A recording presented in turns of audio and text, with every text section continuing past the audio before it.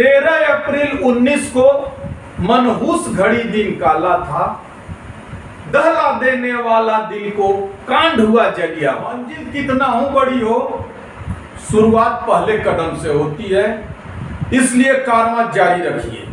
जी हाँ दोस्तों, बहुत बहुत नमस्कार, जय हिंद, सत श्री अकाल। आज हम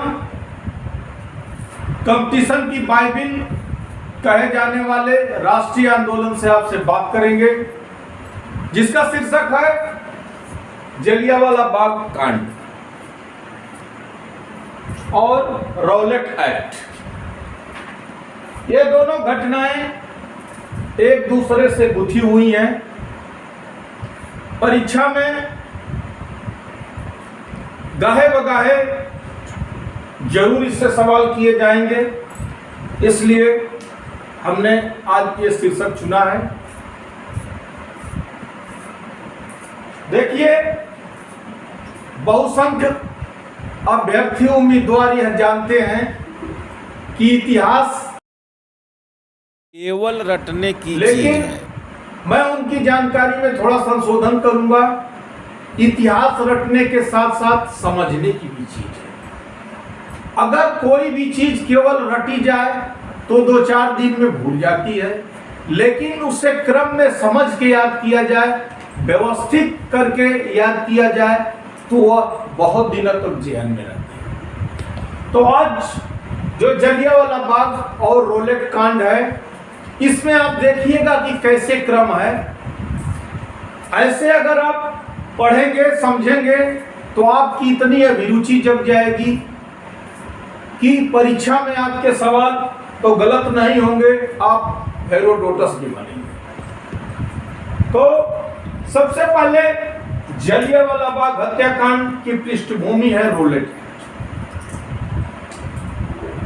जब प्रथम विश्व युद्ध समाप्त होने की कगार पे था, अंग्रेजों को यह लग रहा था कि अब विश्व युद्ध समाप्त होने को है। जो डिफेंस ऑफ इंडिया एक्ट है, उसकी समय सीमा समाप्त होनी थी।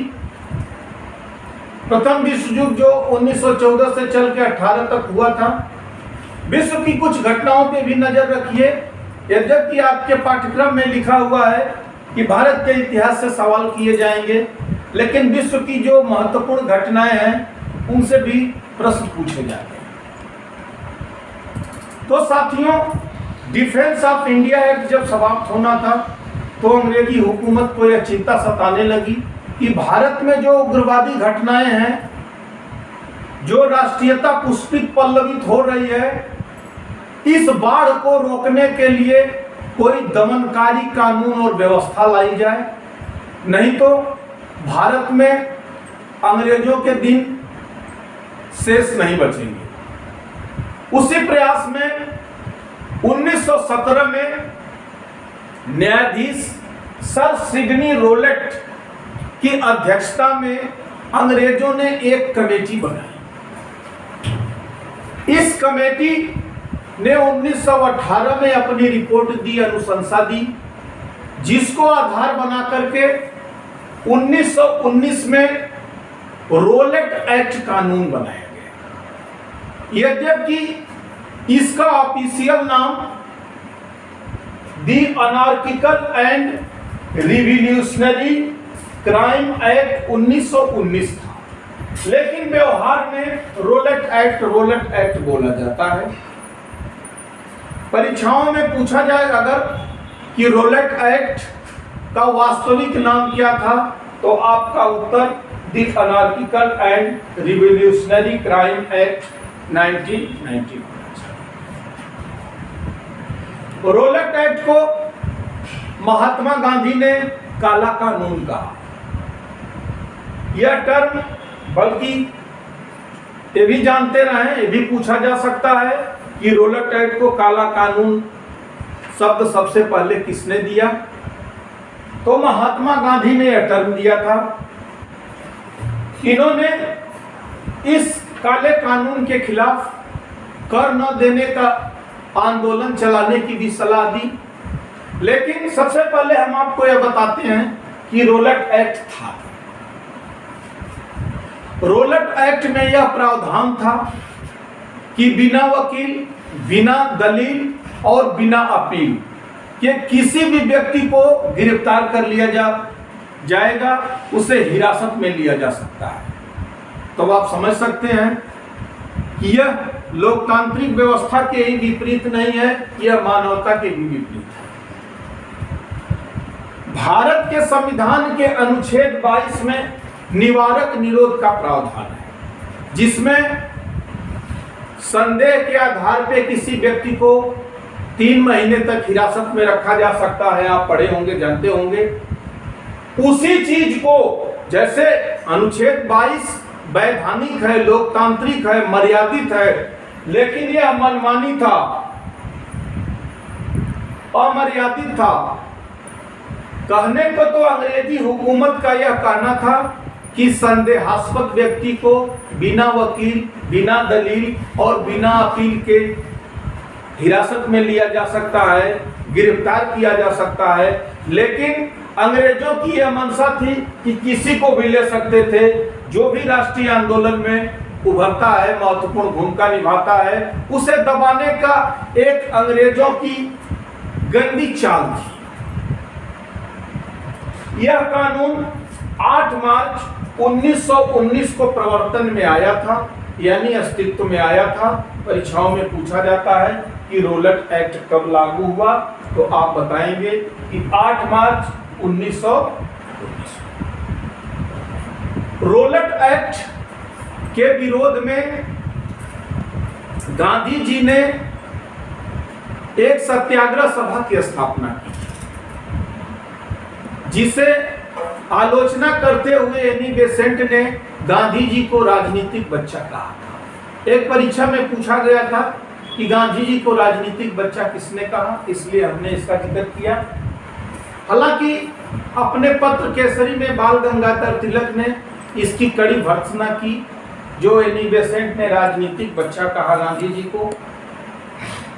रोलट एक्ट के बारे में एक चीज और ध्यान रखिएगा कि जैसे गांधी जी का चंपारण सत्याग्रह सबसे पहला सत्याग्रह था, पहली भूख हड़ताल अहमदाबाद थी, वैसे पहला साहसी कदम, गांधी जी का पहला साहसी कदम रोलट एक्ट का विरोध था।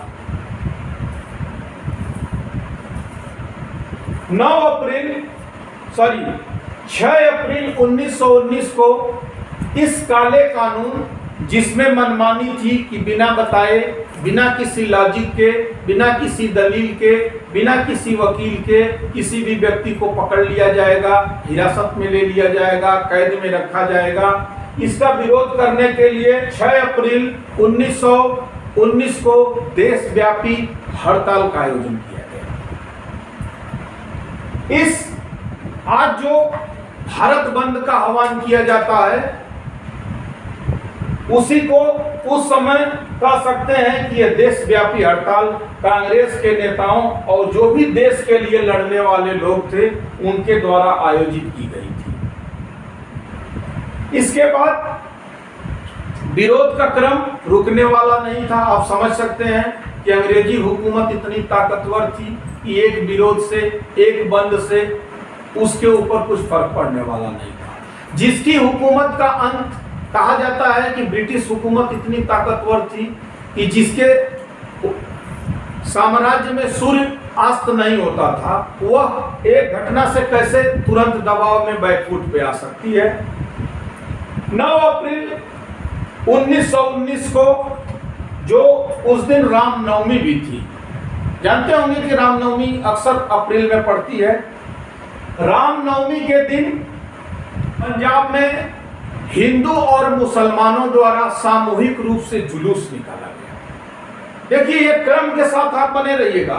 ये पूरी घटनाएं रोलट एक्ट से लेकर जलियांवाला बाग तक एक क्रम में बधी हुई है। अगर आप क्रम का ध्यान रखेंगे तो एक कहानी के जैसा होगा और इससे सवाल किसी भी दशा में गलत नहीं होगा। बस हमारे साथ बने रहिएगा। 9 अप्रैल 1919 को जो जुलूस निकाला गया हिंदू और मुस्लिमों द्वारा सामूहिक रूप से, उसका नेतृत्व डॉक्टर सत्य प्रकाश भाभा और सैफुद्दीन किचलू कर रहे थे। सैफुद्दीन किचलू जी का नाम बहुत आदर से लिया जाता है, कांग्रेस के उस समय बहुत बड़े नेता थे। यह लोग इसको लीड कर रहे थे। अंग्रेजों के अंदर चालाकी कूट कूट के भरी थी। वह ऐसी जगह पंच करते थे कि तुरंत किसी भी आंदोलन को, किसी भी विद्रोह को, किसी भी प्रतिरोध को तुरंत कैसे दबाया जाए। तो सैफुद्दीन किचलू और डॉक्टर सत्य प्रकाश भाभा को हिरासत में लेकर के उन्हें हिमाचल प्रदेश धर्मशाला में रखा गया। इन्हीं दो नेताओं के गिरफ्तारी का, हिरासत में लिए जाने का विरोध करने के लिए एक सभा बुलाई गई। उसकी तिथि 13 अप्रैल 1919 को मुकर्रर की गई। उस दिन बैसाखी था। यह अनाज का त्योहार मनाया जाता है पंजाब में। आप लोग भारत की संस्कृति में जीके में जरूर पढ़े होंगे, जानते होंगे। बैसाखी के दिन 13 अप्रैल 1919 को एक सभा बुलाई गई थी ताकि जो 9 अप्रैल 1919 को सैफुद्दीन किचलू और डॉक्टर सत्य प्रकाश भाभा को अंग्रेजों ने पकड़ लिया था, हिरासत में ले लिया था, उसका विरोध दर्ज कराया जा सके। इसको बुलाने में जो यह हंसराज नामक व्यक्ति है, इसकी बहुत बड़ी भूमिका थी सभा बुलाए जाने में। हालांकि बाद में यह अंग्रेजों के दबाव में आकर के देश के साथ गद्दारी किया और सरकारी दबाव बन गया।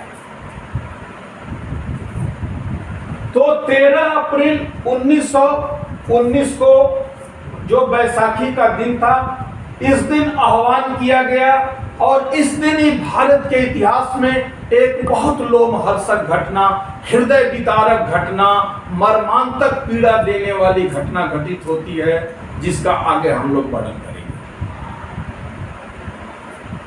इसी दिन जब निहत्थे भोले भाले लोग, यूं कह सकते हैं कि जिन्हें बहुत छल कपट नहीं मालूम था, अपने देश से प्रेम करने वाले थे, बहुत ही अहिंसात्मक तरीके से, शांतिपूर्ण तरीके से, बिना हथियार के, बिना लाठी डंडे के यह लोग 13 अप्रैल 1919 को अमृतसर में एक जगह है जलियांवाला बाग, जो कभी जल्ली नामक व्यक्ति की संपत्ति थी, वहां पर इकट्ठा होते हैं और शांतिपूर्ण तरीके से ब्रिटिश सरकार, अंग्रेजी सरकार को यह बताने का छोटा प्रयास करते हैं कि जो हमारे नेता थे सैफुद्दीन किचलू और डॉक्टर सत्य प्रकाश भाभा, उन्हें रिहा किया जाए। लेकिन अंग्रेजों की दरिंदगी देखिए, अंग्रेजों का वहशीपन देखिए, अंग्रेजों का जो कुकृत्य है उसे देखिए कि उन निहत्थे और मासूम लोगों पे जनरल डायर नामक स्थानीय प्राधिकारी जो था, उसने गोली चलवा दिया। गोली चलवाने का समय साथियों 5 बजे का था। दुख इस बात का है कि यह लोग विरोध करके अब अपने अपने गंतव्य की ओर बढ़ रहे थे। इतने में अचानक यह अंग्रेजों का, अब इसके लिए जितना भी कठोर शब्द कहा जाए सब कम है, यह अचानक आता है और गोली चलवाने का आदेश दे देता है। उस क्रम में 1000 लोग, हालांकि रिपोर्ट में, तहकीकात कमेटी की रिपोर्ट में 1000 की बात की गई है, लेकिन और लोग भी काल कौलित हुए, मारे गए। दुख इस बात का है कि जब महिलाएं और बच्चे अपनी जान बचाने के लिए इस घटना में कुएं में कूद जाते हैं, उसके बाद भी ये दरिंदे अंग्रेज गोली चलवा रहे थे। कुमार विश्वास की एक हमने बात सुना था, प्रसंग बस थोड़ा सा चर्चा कर देते हैं कि मैं जब जलियांवाला बाग घटना स्थल पे गया था तो मैं छुप छुप के 10 दिन रोया, जब हमारे पूर्वज हमारे दादा दादी अपनी जान बचाने के लिए कुएं में कूद गए। उस कुएं को जब मैं देखा तो मैं छुप छुप के रोता था कि वाह रे अंग्रेजी सरकार, वाह रे अंग्रेजों की दरिंदगी, गजब इनका न्याय था, गजब इनका इंसाफ था। यह घटना विह्वल कर देने वाली है, लेकिन यहाँ आपकी परीक्षा का भी सवाल है। वैसे साथियों, अंग्रेजों ने इस देश को इतनी मर्मांतक पीड़ा पहुंचाई है, इतना कष्ट दिया है कि चीन की दुष्टता और पाकिस्तान की बेहूदगी उसके आगे छोटी लगने लगती है। भारत में कहा जाता है कि राष्ट्रीयता की कमी है, ऐसा लोग आलोचना में कहते हैं, मैं इससे इत्तेफाक नहीं रखता। लेकिन जो भी थोड़ा सा राष्ट्रीयता का बोध रखता है, समझ रखता है, ऐसी घटनाएं उसके दिलो दिमाग को हिला देती हैं, विचलित कर देती हैं। अगर भारत वास्तव में कभी विश्व शक्ति बने, सुपर पावर बने, तो मैं चाहूंगा कि ब्रिटेन से इस बात का बदला लिया जाना चाहिए। हमारे जो पूर्वज थे, जो देश की अस्मिता के लिए, अपने नेता की रिहाई के लिए कुएं में गिर करके, छोटे छोटे बच्चों को महिलाएं अपने गोद में लेकर के कुएं में इसलिए गिर जाती हैं कि बच्चे की कम से कम जान बच जाए। उस दशा में हत्यारी अंग्रेज सरकार वहां गोली चलवाती है और इतने लोग मारे जाते हैं। अभी बहुत जल्दी हमने ट्वीट किया था 13 अप्रैल को। देखिए, एक पंक्ति है हमारी, इससे इसको आप याद रखिएगा। 13 अप्रैल 19 को मनहूस घड़ी दिन काला था, दहला देने वाला दिल को कांड हुआ जलिया वाला था। खैर, ये पंक्तियां लंबी हैं, उसकी चर्चा हम लोग बाद में करेंगे। तो हमारे देश में यह जो लोमहर्षक घटना हुई, इसके बाद देखिए अंग्रेजों का तकाजा। जो उस समय का भारत मंत्री, भारत सचिव मांटेग्यू था, उसने इसे निवारक हत्या कहा। इसकी बेहूदगी का आलम देखिए। जहां देश इस पीड़ा से विह्वल था, निराशा में डूब चुका था, अफरा तफरी थी, वहां इसे निवारक हत्या लगती थी। आप समझ सकते हैं कि उस समय यहाँ का भारत गवर्नर जनरल ट्रांसपोर्ट था, जो वहां का भारत मंत्री, भारत सचिव होता था, उसी के अधीन ये काम करता था। ब्रिटिश कैबिनेट का वह मंत्री होता था, जो भारत के मामलों का मुखिया होता था, और यहाँ के मामलों का वायसराय, गवर्नर जनरल होता था, जो चेम्सफोर्ड था। ब्रिटिश अखबारों ने जनरल डायर को, जिसने गोली चलवाया वहां पर, उसे ब्रिटिश साम्राज्य का रक्षक बताया। लॉर्ड सभा, जो हाउस ऑफ कॉमन्स से उच्च सदन मानी जाती है ब्रिटिश संसद की, इसने ब्रिटिश साम्राज्य का शेर कह के नवाजा। लॉर्ड सभा ने ब्रिटिश साम्राज्य का शेर कहा इसे। हंटर आयोग ने भूलवश की गई हत्या कहा। हंटर आयोग को ये मामूली भूल लग रही है। इतने वहशीपन और कुकृत कार्य को हंटर आयोग, अभी हम चर्चा करेंगे, जो अंग्रेजों ने गठित किया था, यह भूलवश की गई हत्या बतलाता है। CF एंड्रूज, जिन्हें दीन बंधु कहा जाता है, इन्होंने कहा था कि यह जानबूझकर की गई क्रूर हत्या है, यह भूलवश या निवारक हत्या। ब्रिटिश सरकार इस घटना के बाद, हंटर आयोग जब गठित हुआ, इसकी रिपोर्ट के बाद इसे नौकरी से हाथ धोना पड़ा, यहाँ बुला लिया गया।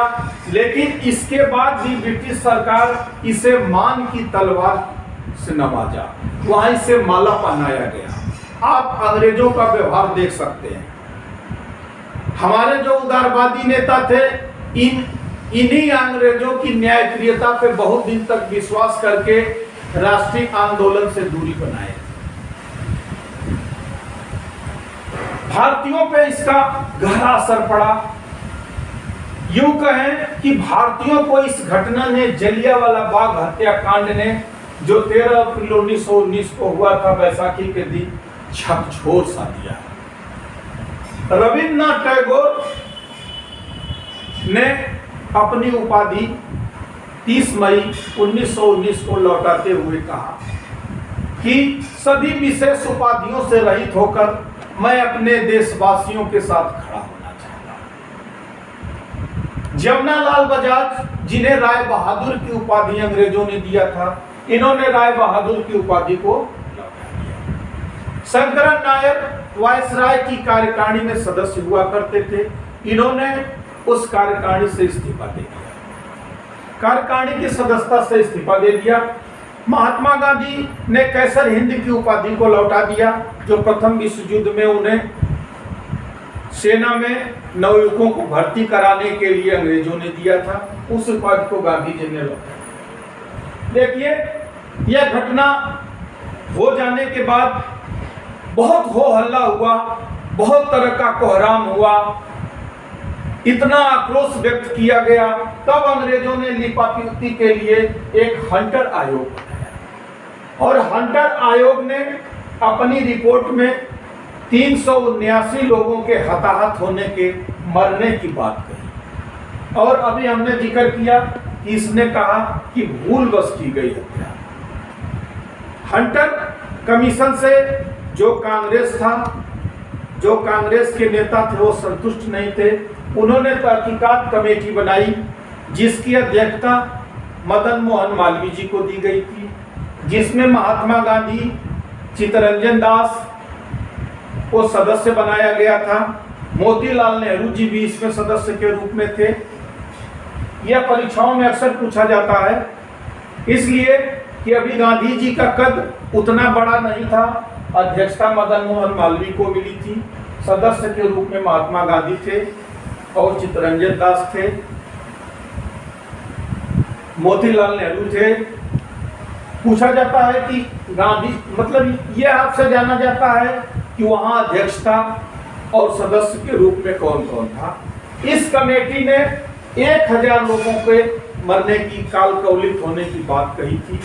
ये भी कहीं गाये बगाए जरूर पूछा जाएगा आपसे कि तहकीकात कमेटी के अनुसार जलियांवाला बाग कांड में कितने लोग हताहत हुए थे, हंटर आयोग के द्वारा कितने लोग हताहत हुए थे।